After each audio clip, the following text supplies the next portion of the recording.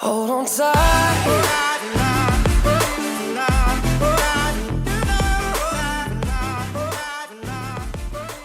Hello, ladies. Hi. Welcome. This is our Road to Wasatch series. We are now officially less than 4 weeks out. Super exciting. Lots is happening.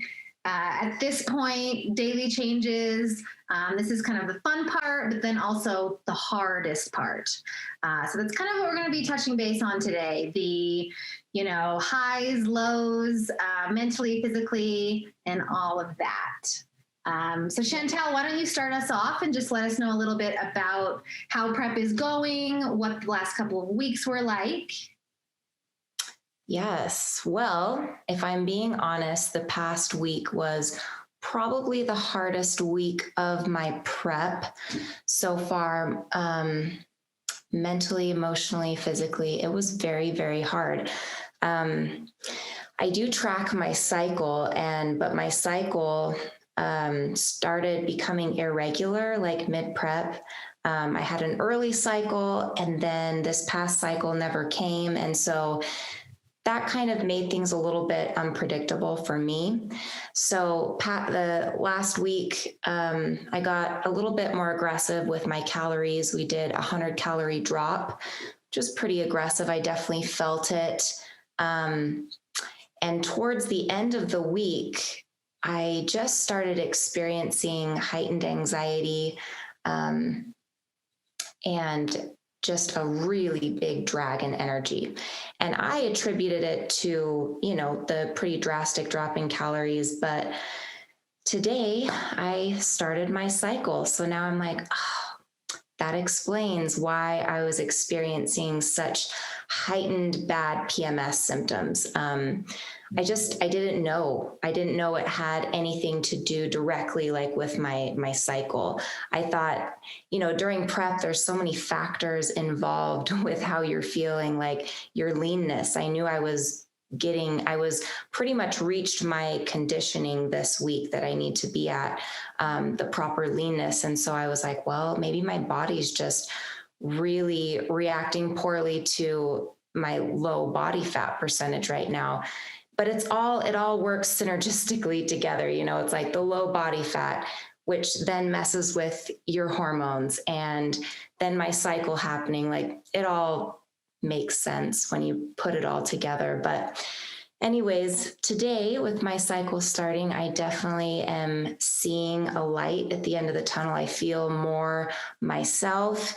I don't feel as, like I'm walking through honey, or that my head is disconnected from my body. Seriously, bad PMS symptoms are horrible, and you feel like it really feels like an out-of-body experience. I usually don't get this bad of PMS symptoms. It's really just towards the end of prep when my body's just in that state that you can't maintain. That's where it gets really hard. But anyways, I am feeling better today. The beginning of the week when I checked in with Joe and Lindsay, they definitely decided to give me a good boost in calories, which that definitely helped. So food is up now for me, which is good. Energy is better. Everything is just progressively getting better each week. So now for me, it's just continuing to slowly increase food and tweak my peaks and everything. So I think I got over the hump, and now I'll be feeling better. So anyways, there's my update. Yeah, I think we do rely so much on the period trackers and our calendars. And when we know to expect something like cramping or bloating or anxiety, it makes it easier to manage, because we're like, oh, look, this is coming. So when something is out of the ordinary, there's usually a reason for it. And in this case for you, it was your cycle along with other variables you mentioned. But I do think it'd be nice for us to talk a little bit about prep anxiety, or anxiety that can come from hormones being a little bit up and down. What do you do, or what were you trying to do to manage your anxiety? So I did do a lot of deep breathing, meditating. Like I'd go up in my room, I have this posing mirror and I put a blanket there and I'll either lay on the ground or stretch and just really try to slow my heart rate down and work on my breathing. And that helps a lot. That helped a lot. So I would do more of that when I feel almost like that, almost like an anxiety attack coming on. I knew like, okay, I've got to go take a moment. I've got to go do some deep breathing. So I did do that. And Lindsay, you gave me awesome feedback. I feel like I get decent sleep, but I really tried to prioritize this week and sleep in on a few days, just catch up on even 30 minutes extra of sleep. And I was thinking about it. I'm like, gosh, if I'm missing out on 30 minutes to an hour of sleep every night, you add that up by the end of the week, that's almost a complete night's rest that I could be missing out on. Like, it's kind of crazy when you think about that. Like if you're averaging 6 hours of sleep for 6 days in a row or 7 days in a row, and you add on just like an extra hour of sleep all those nights, it's crazy. It really does make a big impact. Yeah, I was going to say something I always look at, and I mentioned this to you when you told me you were having such bad anxiety, is a client's caffeine intake. And their sleep levels when they start having a lot of anxiety, because there are other things that will impact it. But I've had clients before who they're having a lot of anxiety, and then we start looking at things. They're taking a scoop of pre-workout, they're doing a cup of coffee, they're doing another coffee in the afternoon, getting 600-700 milligrams of caffeine. And then that's going to make it harder to fall asleep at night, your heart's always going to be racing. So there are things that we can look at. I think people don't realize how much they start relying on that supplemental caffeine towards the end of prep. And in your case, you weren't.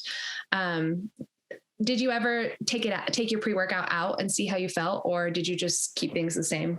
No, but I was more aware. Every now and again, I have like a cup of coffee, and there were some days where I was like, oh, that sounds really good, just the taste of it. But I was like, you know what? My heart is already racing, so I'm not going to do that today. So there were times where I'm like, look, if my heart's already racing, I'm not going to add any more stimulation to my body, So I did try to do that.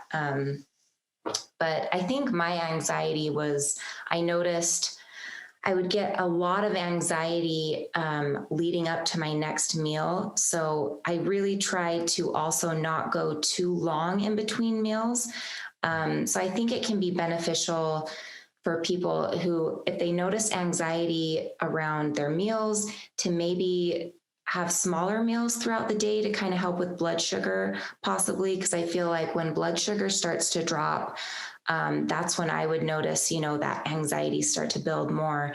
And I have a client right now who's dealt with that, and I think just kind of spacing out your meals more properly helps a lot too. So, yeah, but.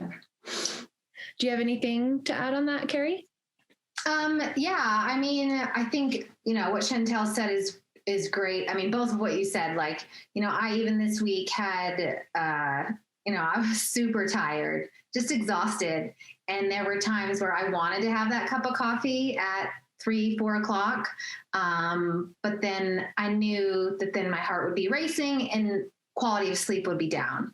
And that, is so important. And so I didn't have it.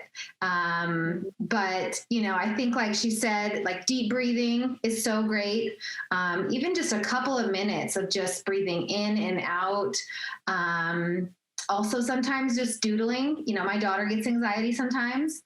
And her therapist even suggested, like, you get anxiety, like, draw on a piece of paper, just something to take your mind off of, what's going on. Trying to do something to get, your mind calmed down, your heart, your heart rate down. Yeah. Yeah, I have implemented so much deep breathing work this year for my clients, not just for competitors, but with COVID and quarantine and stress. A lot of people's blood work's coming back with having elevated cortisol levels. So even just not having anxiety yet, but knowing that it could be coming or that you're dealing with a lot of stress. First thing in the morning when you wake up, a lot of people wake up at the last minute. I do this. I love my sleep. But you're waking up, and if the first thing you're doing is like hurrying and running around, trying to rush out the door, feeling stressed, you're instantly waking up in that fight or fight mode. Mm-hmm. So first thing in the morning, I'll have some of my clients wake up even just 5 minutes early so they can start their day with just deep breaths, feeling big 10-second inhales, 10-second exhales, relaxing their body just so they can start their day in a calm mindset where they're not running late. But then doing that after their workout and before bed, like 3 times a day, can really help just bring everything back down to baseline. So we're not running around like chickens with our head cut off all the time. So I love that. And I definitely, for one, love decaf coffee, because then you can still get that caffeine kick when you, or not the caffeine kick, the flavor and the sensation of like sitting down to it without the caffeine. But my worst prep, where I felt my worst, and just generally probably my worst contest prep I can remember, I do know for a fact in hindsight now that I was abusing caffeine at the time. And I think that was one of my biggest problems, because caffeine intake does elevate cortisol level. It does elevate your stress hormones, makes it harder to get good sleep. And I was constantly like revved up, but the thing about anxiety is it can make you anxious towards your prep too. You can start like second guessing yourself, and it just can totally put you off in a tailspin. So I think it's a common thing that people deal with generally, but especially in prep. Yeah. I feel like another thing, since COVID, I was never a walker. So when COVID came, I went on a lot of walks. I started walking, and that stuck with me. Also this prep, past preps, I've never counted my steps, but I've actually really enjoyed counting my steps this prep, and just staying consistent. But walking, I've noticed, really helps with my anxiety too, because during my walks, I just try to be rhythmic, like with my breathing, and getting in like that deep and like nice fresh air. That really helps too, going on like, so instead of, some people might go towards coffee for a pickup for energy mid-afternoon, when maybe they could just go on a walk, get some fresh air and get their vitamin D. Yeah, and vitamin D, and get their blood pumping. And that can be another really great energy boosting activity, And you can listen to a podcast, listen to music, call your mom. Like there's so much you can see too. I love going on walks, and I'll just listen to like my Crime Junkies. I'll listen to something, not related at all to fitness. And it lets me just kind of, just be in the moment, listening to it, enjoying the, fresh air.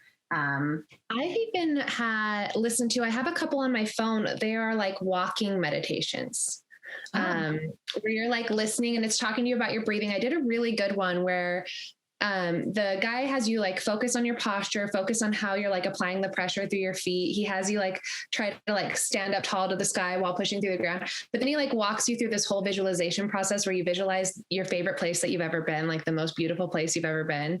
And he does such a good job that like I'll go through it, and by the end of it, I really feel like I just took a little mini vacation to Thailand or something, because I'm like picturing the sand and the beach, and it's a good way to just let go and surrender to like your to-do list and everything else you have going on. But if you just look in like Apple Podcasts for walking meditation, there's a lot of them. And I was at first like, how am I going to meditate while I walk? I need to be laying and relaxed, but it's been a really cool thing to add in.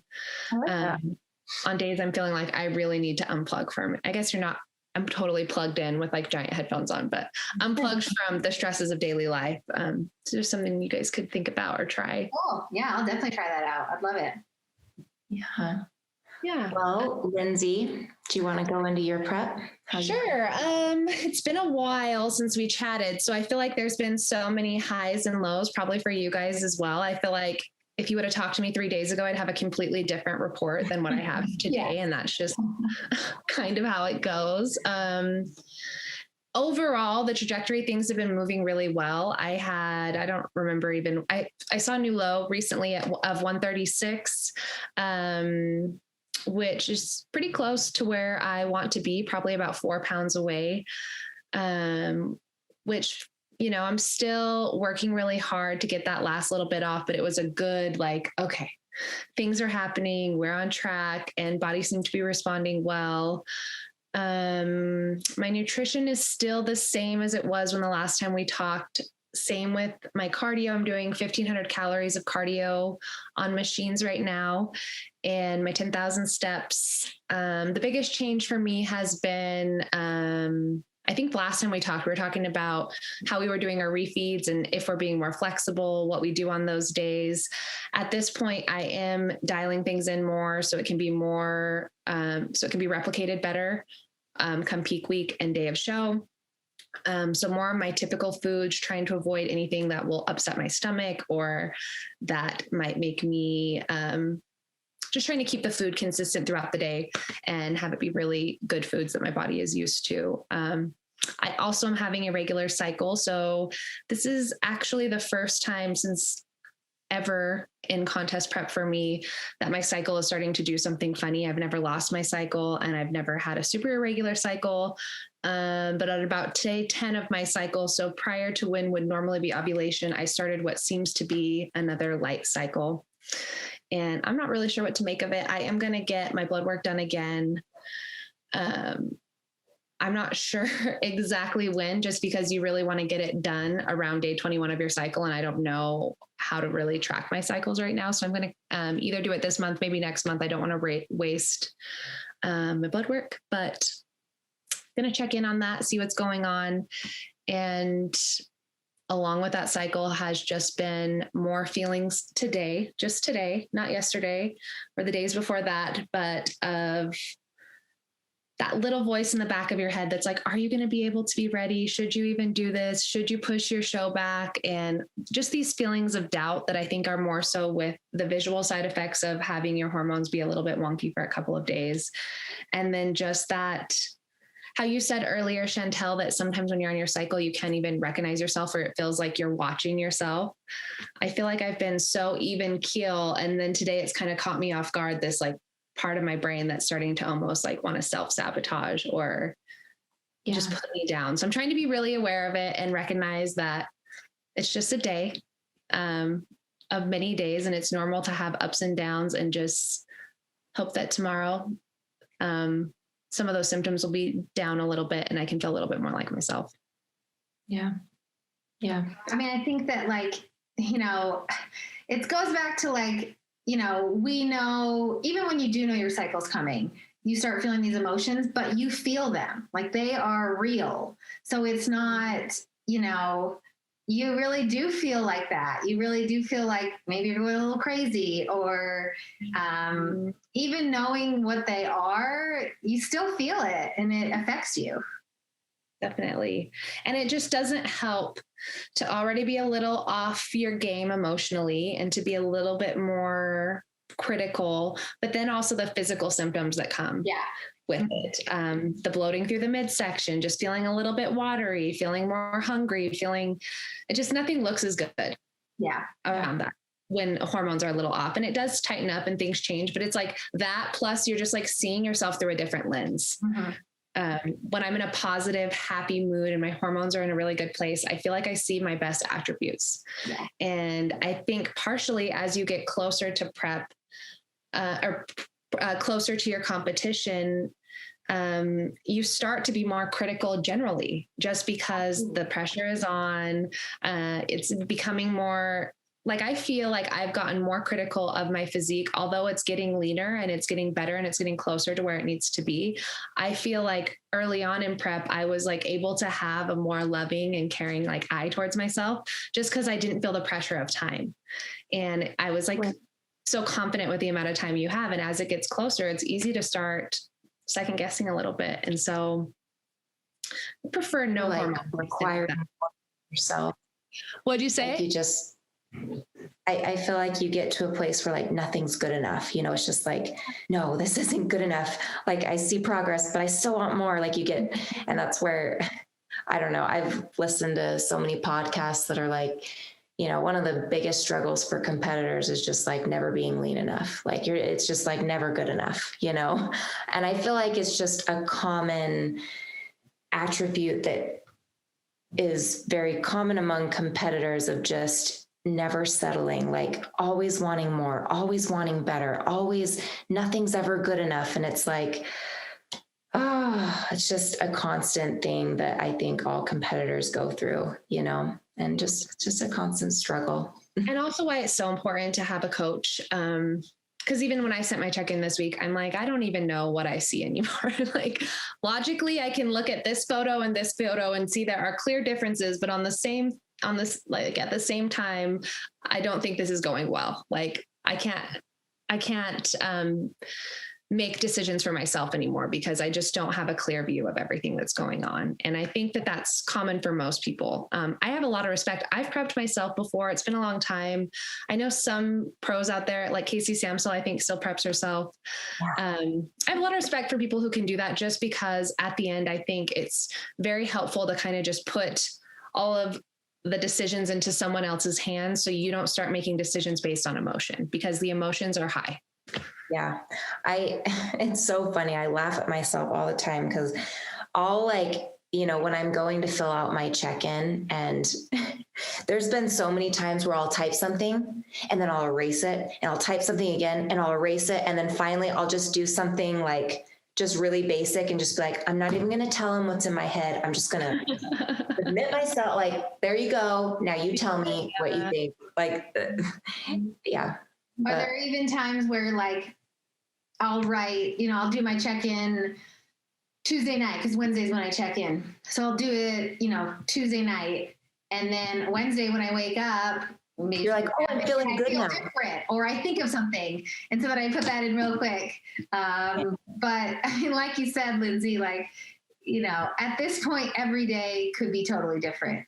One day you're amazing. The next day you feel like total dog crap. Like, oh my gosh, this weekend, like 3 days ago, I was like, I am on track. I'm going to bring my best. I'm going to win this whole show. Like that was how I was feeling, like looking at myself. And literally 3 days later, I'm like, I don't think I can be ready for competition for months, like several months. It's going to take, like, I'm so far away. Like, and my coach, so I don't have a specific check-in day. And I feel like it's been problematic for me. And it's been making my check-ins spread out more because every day I'm like, well, I'm going to check in today and I'll do it. He has me do a video, like a video diary of how I'm feeling. I'll even film the video diary, like you said. And then halfway through the, like later on that day, I'm like, I can't send that one. So much has changed since I filmed that earlier. Like, No. Or I'll be like, well, tomorrow might be different or better. So like, I'll wait until tomorrow. And then it just kind of like keeps like spacing me out even more because I'm just so up and down. It feels hard to like get a real feeling for where I'm at. It is so funny. It's like, I mean, it's just funny how things can change, not even on a day to day, but like throughout the day, like moments can change, like, a couple hours and you're feeling different. It's insane. Which is why I have been trying lately to be better about really evenly distributing my calories and my food and my water and my steps to try to keep at least the visual kind of consistent throughout the day. Right.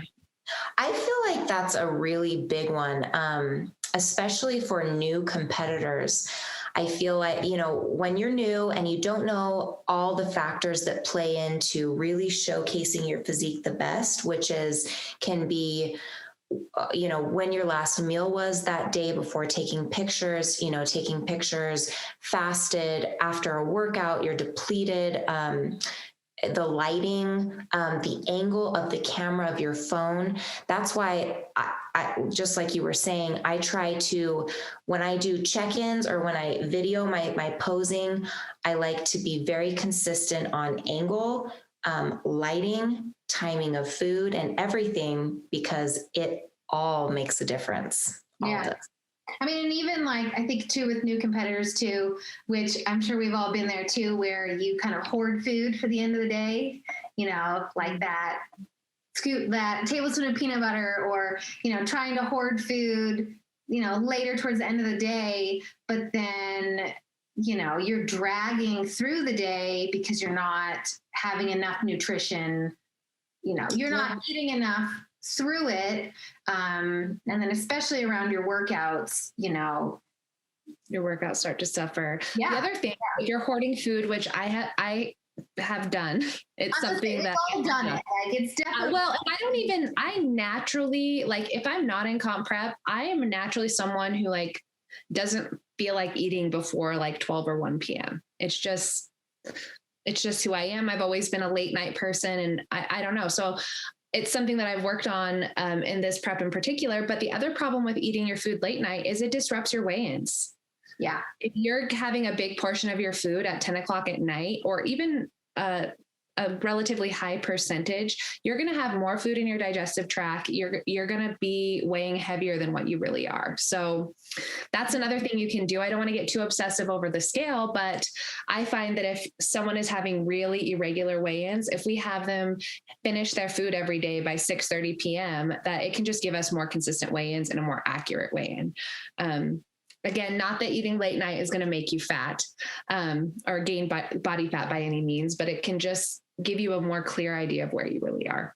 Yeah. And we're talking like comp prep mainly. So last month of comp prep even, Yeah. Like in this instance, like timing, all that stuff does matter. Yeah. Well, for me this last week, so I was doing really good. And then the past 3 days have been the hardest of my prep to date. I think one of the reasons calories are a little bit lower, Lynn's gave me a range, and because I'm in the mindset of I want to be ready, and I've stayed towards the lowest of that.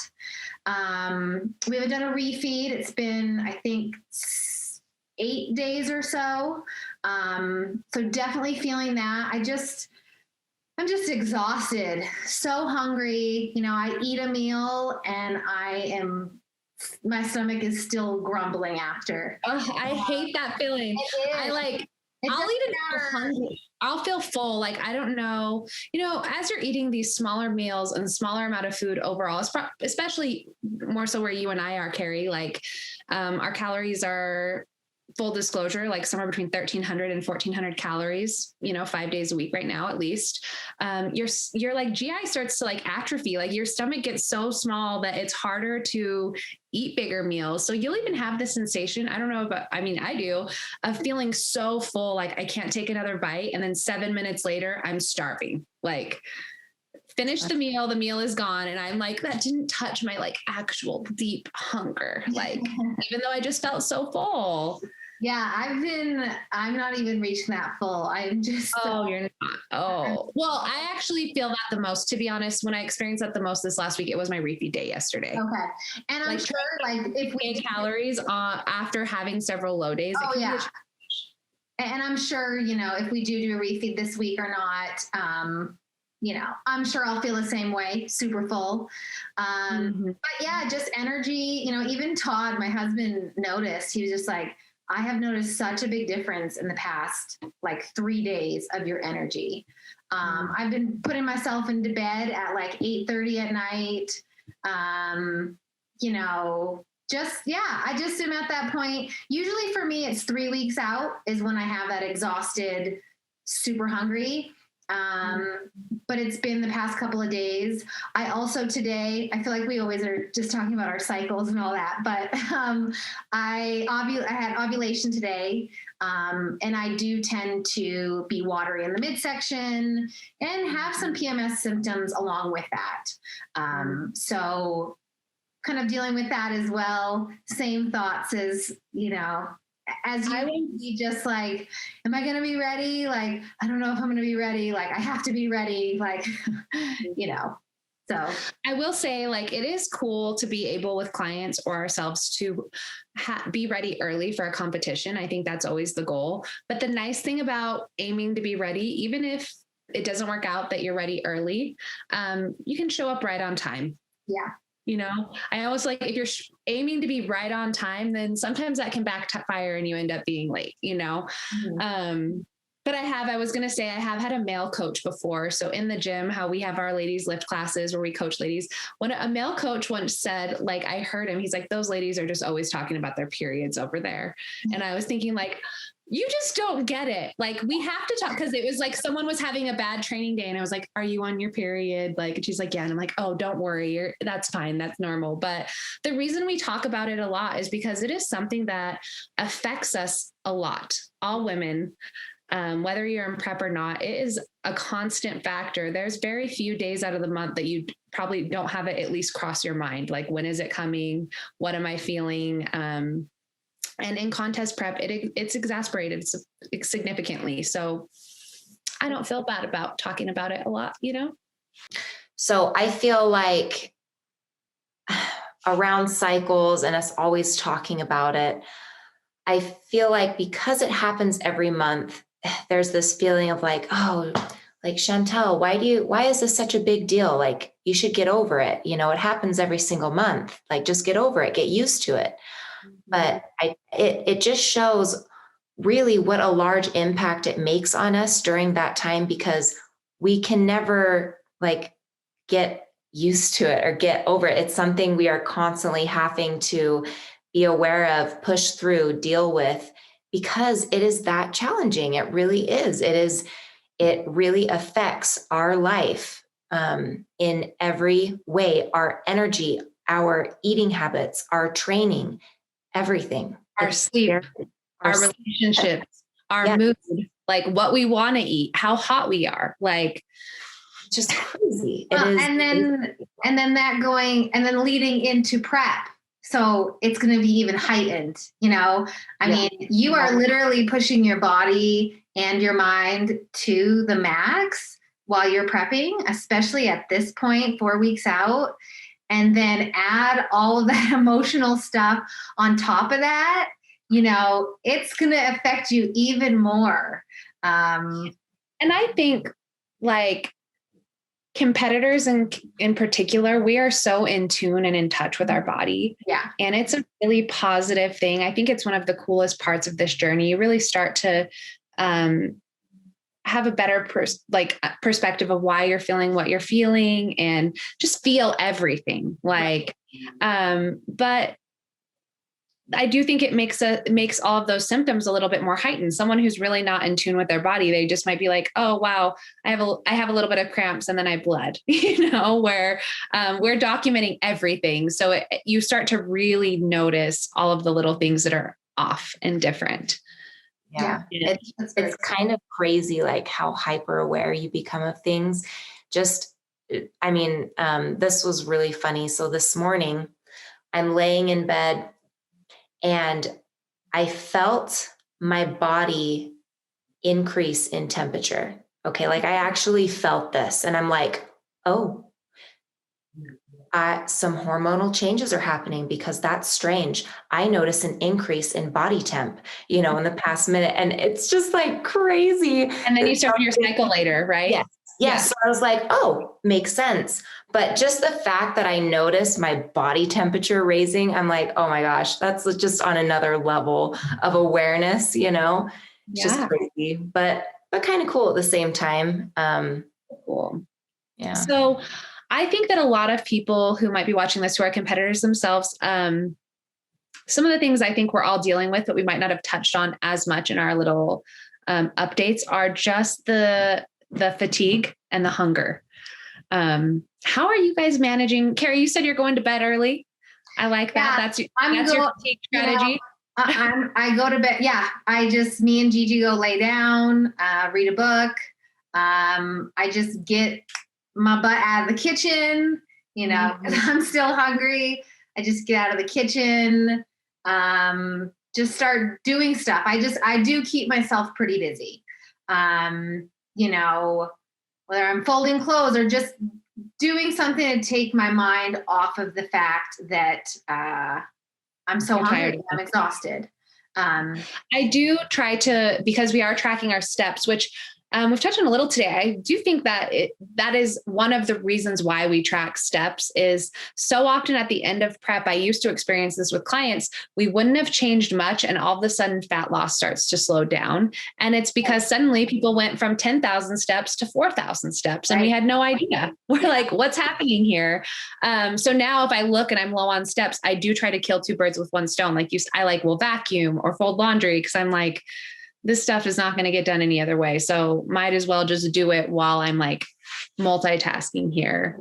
I feel like for me, I just really try to be aware of the times of the day.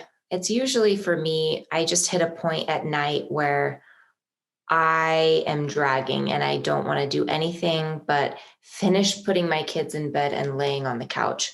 But I have the most energy in the morning. So usually I will train in the morning, also go on my walk in the morning with my dog to make sure I get in my walk for the day, which helps me hit my steps, and just really take advantage of when energy is high. That's when I try to do everything I need to do, because I know there's going to be moments in the day where I feel a drop, so I really just try to take advantage of the moments when I'm feeling really good.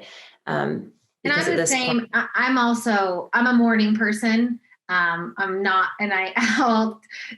Todd wishes I was because he is a night owl. But I'm the same. I mean, I'm trying to get the most done in the morning when I have the most energy. Whether it be check-ins with clients. So my work, I try to get my work done in the morning. Because that is when I'm, another thing we haven't touched on, but brain fog is a real thing. When you're hungry, when you're tired, then staring at a screen for however many hours, you do feel that. So I definitely. Well, your brain relies on carbs too. Yeah, exactly. And fat. We know that our workouts and our bodies run on carbs, but your brain depends heavily on carbohydrates. So being on a restricted carbohydrate diet, by just being on a low calorie diet, your brain doesn't have what it needs to fire. Just like when you go to pick up a weight and it feels heavy, it's like thinking is heavy for our brains, But you guys would die because you guys are morning people. I most nights am trying to get my steps in before midnight so I can get them on my Fitbit app.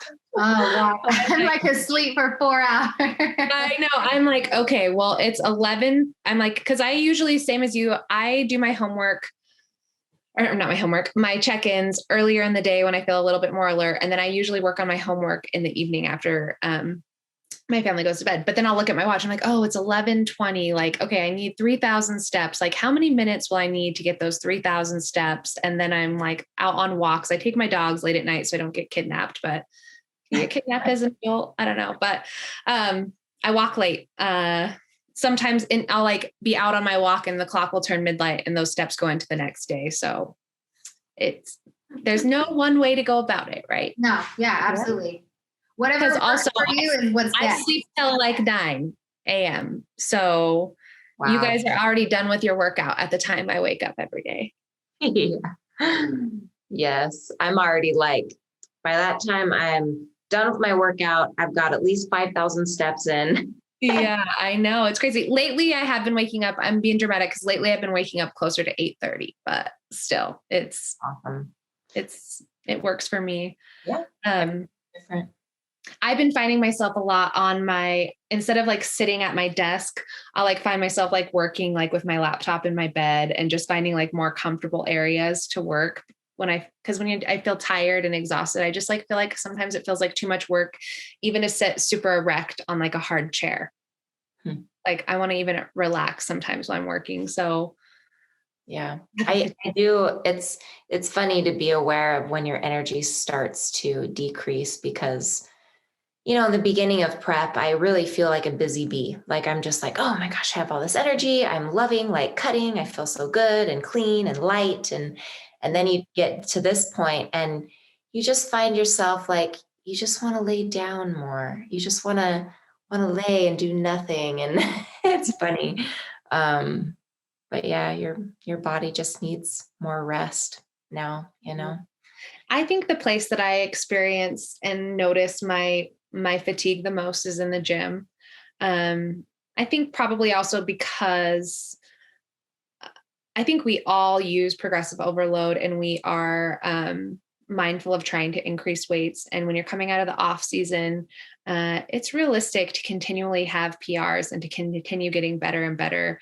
And right around the 3 to 6 week out mark, just depending on the prep, is really when things start to kind of take a step backwards. Like, not only are there no longer PRs, but like it might be better to start taking the weight down.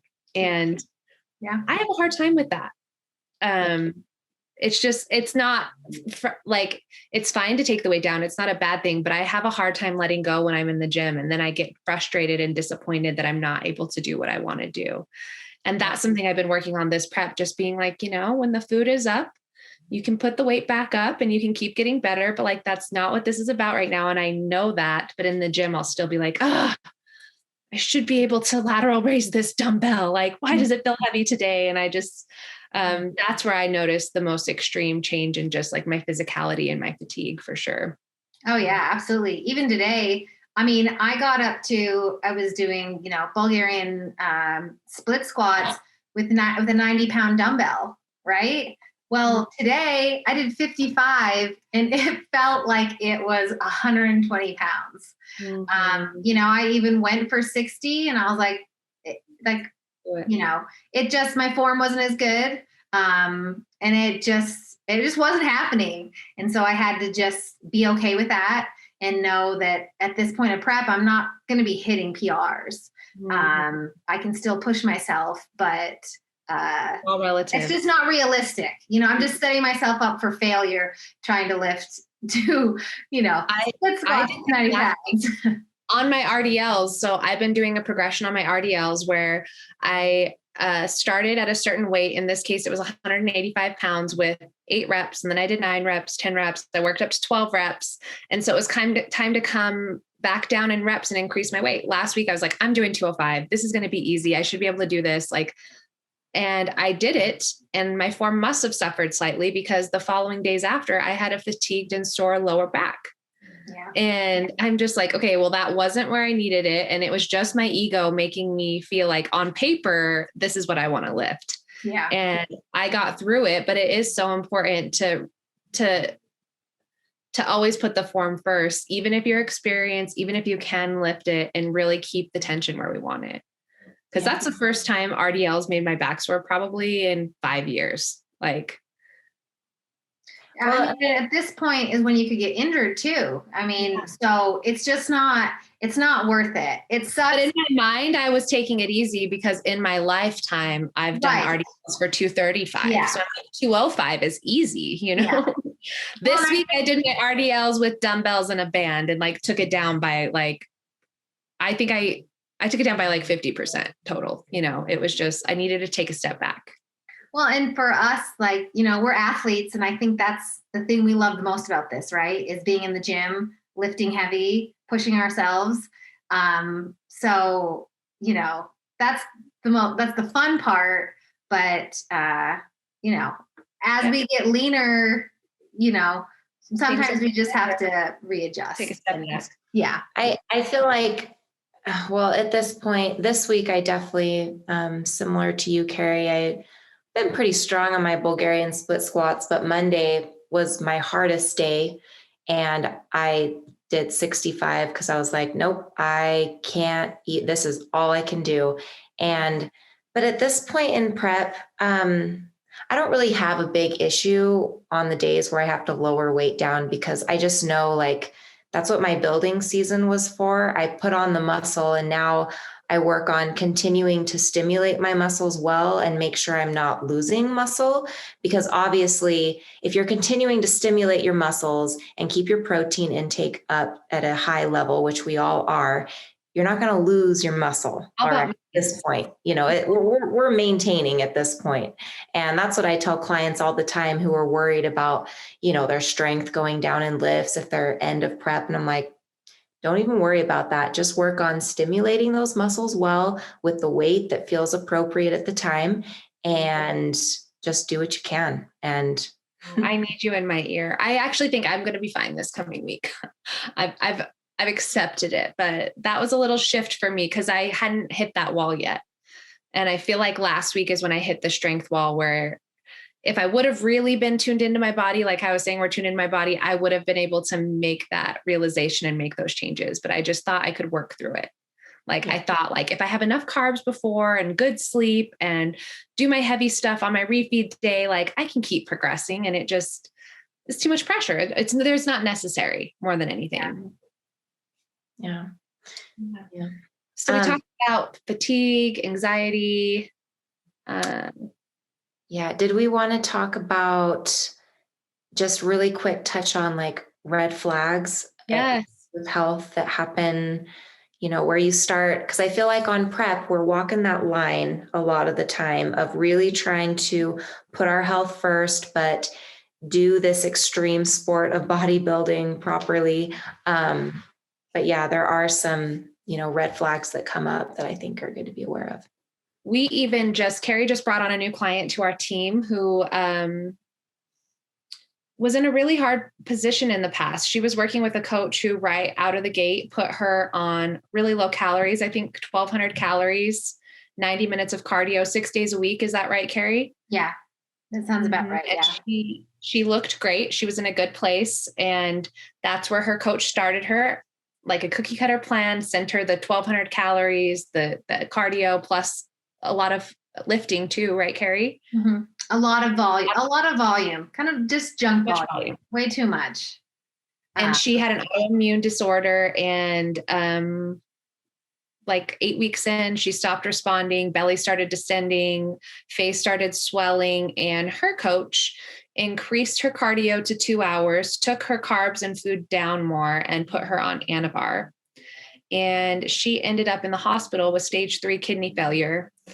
And obviously that's not something we would ever do for our clients. We would never start someone on 1,200 calories or 90 minutes of cardio, especially knowing they had an autoimmune disease. But, I'm disappointed by this case because I really thought this situation was so like 2005, or 2010, 2012. I really thought, I know coaches are still out there doing dangerous protocols, but this was really disappointing. Go ahead. It seems so obvious because how we have been taught to coach. It's like, if you see red flags like that happening, like distended belly or inflammation right away, you do not add more. You take away, or you either, take cardio away and add more food, not take more food away and add more cardio. It's just like insane that would be the direction to take that client. I mean, yeah. And she, the great thing about the thing I'm so proud of her for is she said that. She was like, this does not seem right. Like something is wrong. She did not agree. She was like, I do not think the answer is, putting me up, increasing all these things and, increasing cardio, decreasing food, and then adding, PEDs to someone who has an autoimmune disease. Like, she knew that. And so she went to the doctor. And, I'm proud of her for being, it makes me so frustrated because a lot of people would just do it. Even me in my past, when, the prep that I did that was terrible, I just did it. I didn't know any different. And that set me up for a really hard, very hard after that. So, Well, and I think even I'm proud of her also for going to the doctor, but I hope, and this is something we can continue to work on, that people who maybe want to do a competition for fun, that they can be more educated and learn.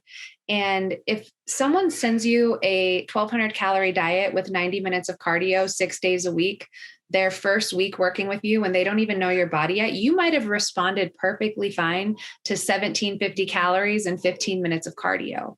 So they're just kind of like, they are putting you in the fast lane to this crash right out of the gate without any consideration for you, your body, your health, your family. And I wish more competitors would see these red flags from a protocol standpoint right when they get them and question them. Like, but I guess the education just isn't fully out there. I think that I thought it was, but it's not.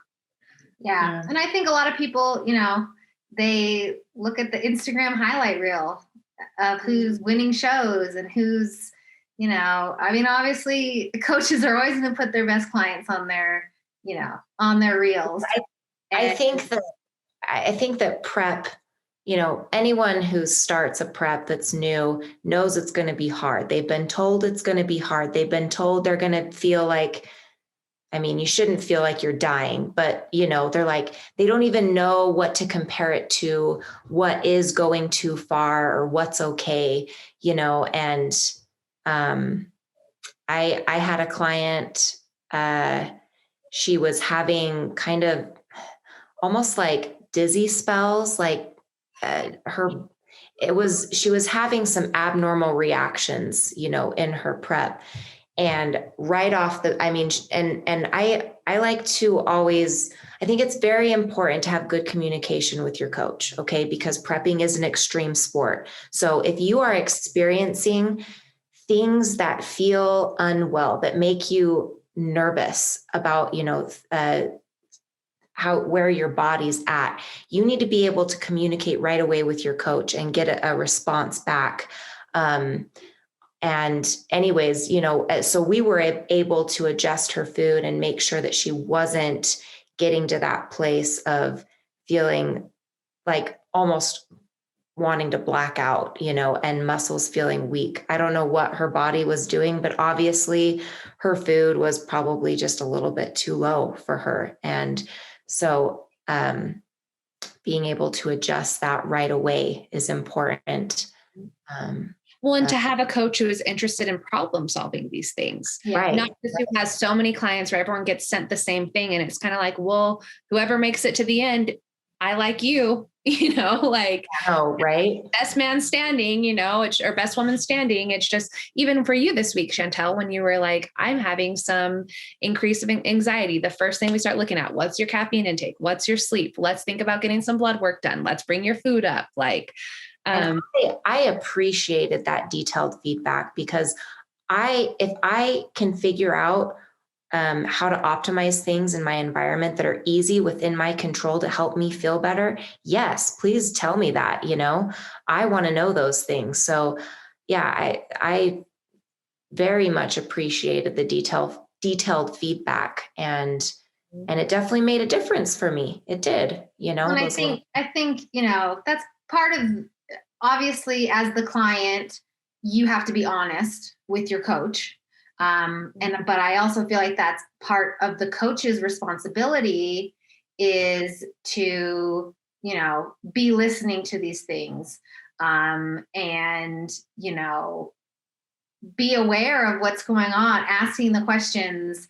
Well, what it really comes down to is just caring. Yeah. And caring about, it's not, how lean are we going to get you for you to step on stage? But after that, like your whole health, like, it just, as far as like PEDs go, personally, I feel like if you've turned pro and you have reached your max as a natural athlete, if you then want to use PEDs and you learn about it and you're educated, that's your decision, right? But if you have never even stepped on a stage and your coach is putting you on, steroids, to help you get through a autoimmune flare that he caused, you need to get a new coach. Like, there's just no reason for a bikini athlete to never have been stepped on stage and use steroids.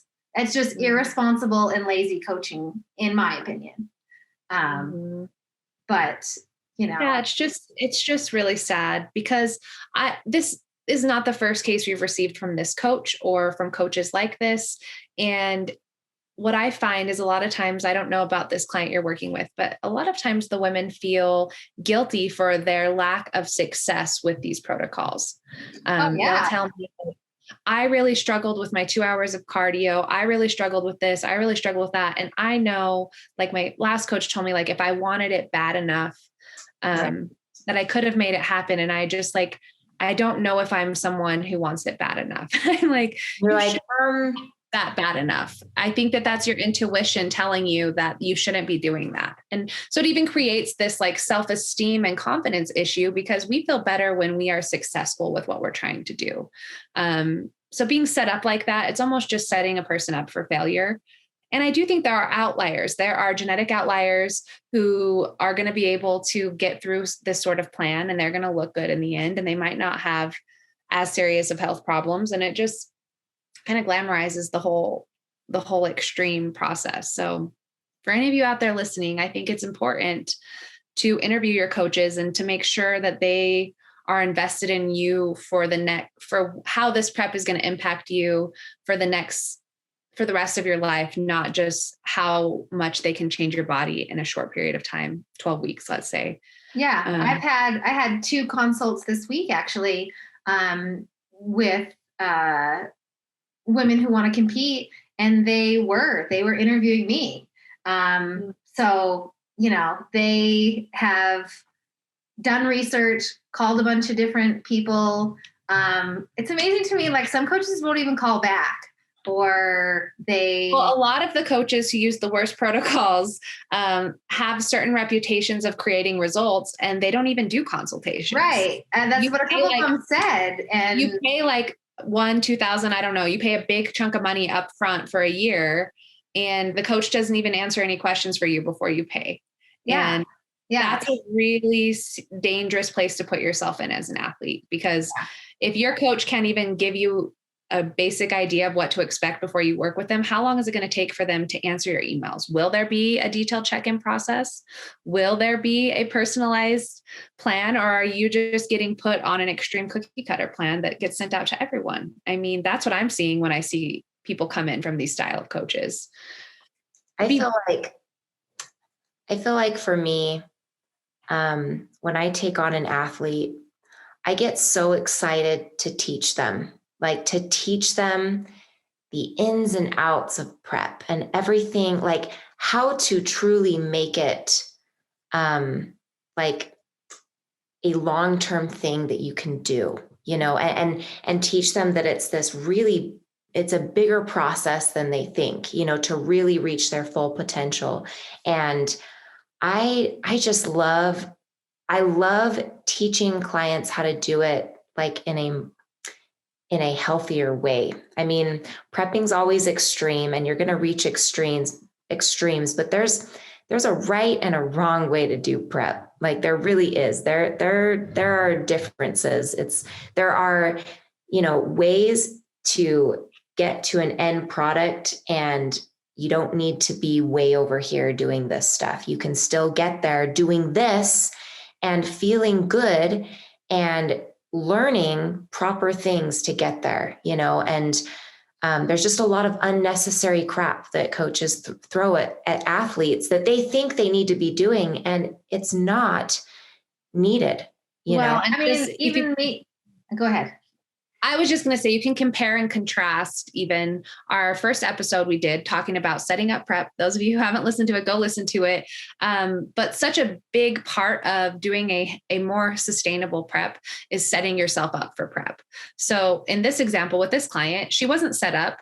She decided to do a prep, and her first week, she's put on a 1,200 calorie diet with 90 minutes of cardio 6 days a week. Like that's not a setup. That's a setup for failure.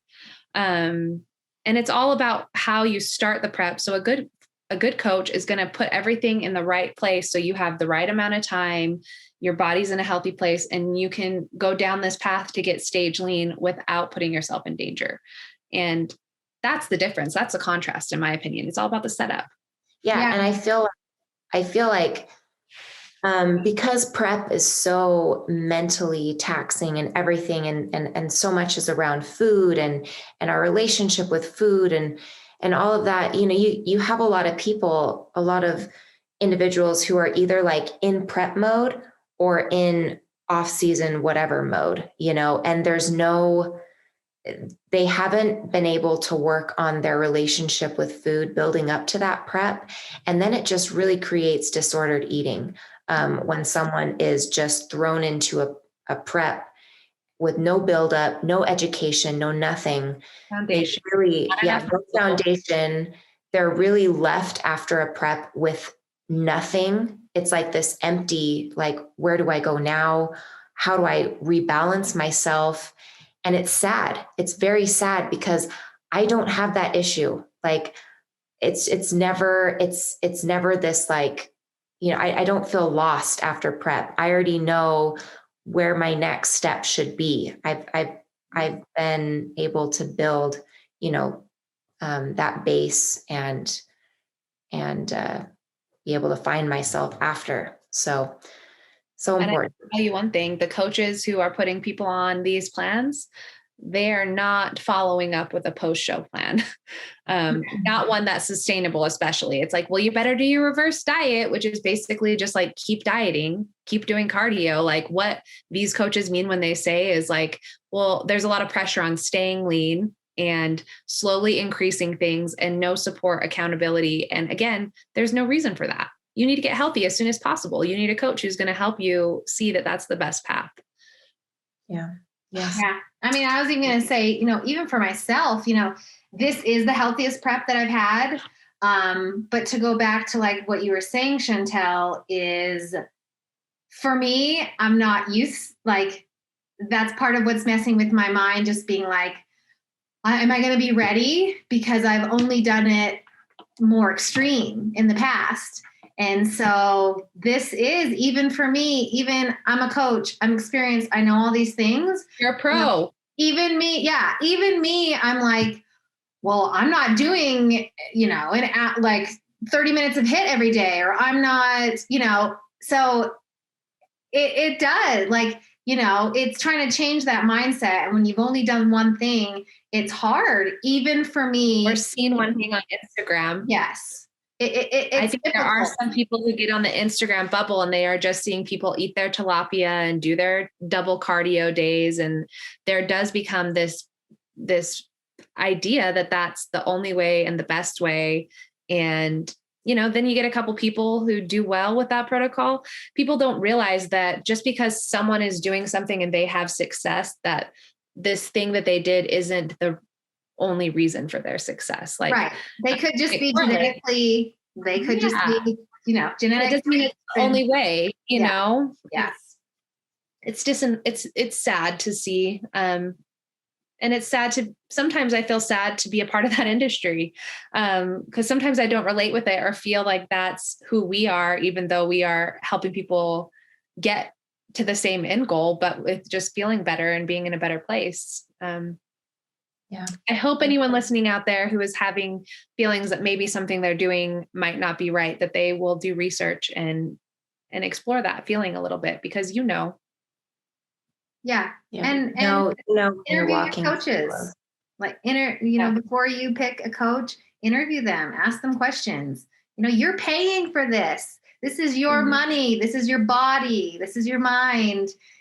Get someone who really cares about you, not just winning first place. And just because you start with someone doesn't mean that you have to stay with someone. Right. It could be a bad fit. You could think that you may have certain expectations, or even maybe you get going and you do learn something new. Maybe you do get educated and you're like, although one time I thought this, now I realize there could be a better or a different way. That's okay. Yeah. Because you are in charge. You are your body's advocate. You are in charge of yourself. And let me tell you, your health is, if you don't have your health, you don't have anything. It's not worth it. It is not worth destroying your body in order to get to some end product. And even if the end product is the goal, the other thing is there's only so long you can use those protocols and maintain your health and your success, even if you are a genetic outlier. Yeah.